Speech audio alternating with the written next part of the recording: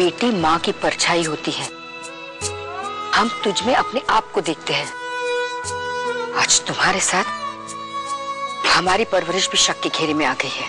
नहीं माँ, आप हमें कुछ भी कह लीजिए, पर अपनी परवरिश और अपने संस्कारों पे शक मत कीजिए। उनमें कोई खोट नहीं है। हम सिर्फ इतना पूछना चाहते हैं, तुम ऐसा कौन सा काम करते हो जहाँ तुम्हें वैसे कपड़े पहनने पड़ते हैं? हम एक एडवोकेट की ऑफिस में काम करते हैं और हमारे काम के लिए वैसे कपड़े पहनना जरूरी है। हमने माफी इसलिए मांगी कि हम वैसे कपड़े पहनकर आपके सामने आए और आपको शर्मिंदा होना पड़ा। पर माँ, सच तो ये है कि हम रोज अपने कपड़े पहनकर घर से निकलते हैं और वहां जाकर बदल देते हैं। आज हम आपको बताते हैं हम नौकरी कहाँ करते हैं। अब पता नहीं कैसे कैसे दिन देखने बाकी रह गए।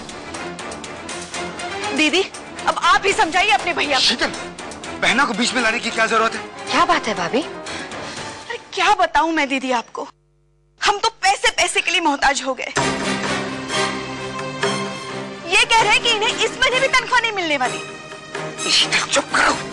आप ही समझाइए इन्हें कि घर चलाना कितना मुश्किल होता है, और वो भी तब जब घर मेहमानों से भरा हो। प्रकाश की कमाई का तो कुछ अता पता ही नहीं है। एक सहारा था आभा की नौकरी से, अब वो भी नहीं रही। कैसा लगेगा आपको जब एक दिन सब भूखे बैठे रहेंगे? ये क्या तरीका है पिताजी का कि आभा को कमरे में बंद कर दो? प्रकाश, तुम जानते हो हम तुम्हारे पिताजी से कोई सवाल नहीं करते। पर अब सवाल करने होंगे माँ। अब हमारे हालात कुछ और हैं। स्वर्ण भवन में नहीं रहते हैं हम, और ना ही कोई ठाकुर है। माँ, आपको ये सब पिताजी को बताना होगा और समझाना होगा कि अब हमारी जरूरतें उधार से पूरी नहीं होती। प्रकाश, क्या गलत कह रहे हैं हम माँ? अरे वो नौकरी कर रही है तो क्या गलत कर रही है इसमें? ये पिताजी की परंपराएं और आदतें अब हमें तकलीफ दे रही हैं, परेशान कर रही हैं हमें। आप पिताजी से बात कीजिए माँ, उनकी ज्यादती रुकवाइए, वरना हम कुछ ज्यादा कह देंगे।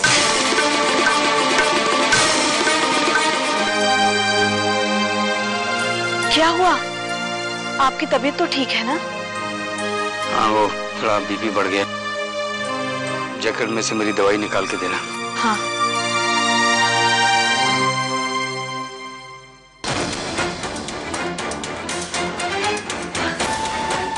ये पत्ता तो खाली है, इसमें एक भी गोली नहीं है। कोई बात नहीं। अब तो अपनी दवा दारू के लिए भी पैसे नहीं है। खर्चे पे खर्चे, खर्चे पे खर्चे।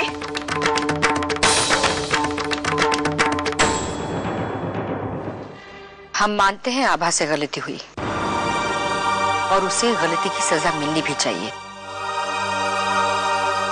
यही सोचकर आपसे पहले हमने उसे कमरे में बंद कर दिया, लेकिन इससे उन 40 बच्चों को भी सजा मिल गई जिन्हें आभा पढ़ाती है।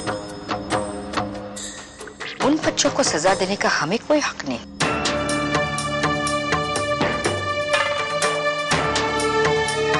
अगर आभा उन्हें पढ़ाने नहीं जाएगी तो उन एनजीओ के बच्चों का पूरा 1 साल बर्बाद हो जाएगा।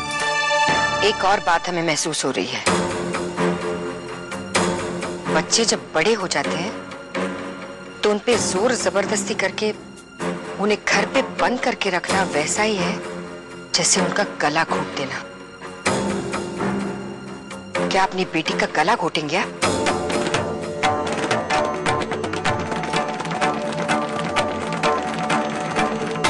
क्या चाहते हैं? इतना सब हो जाने के बावजूद हम आभा को बाहर जाने की इजाजत दे दें तो ठीक है, जाने दीजिए उसे बाहर।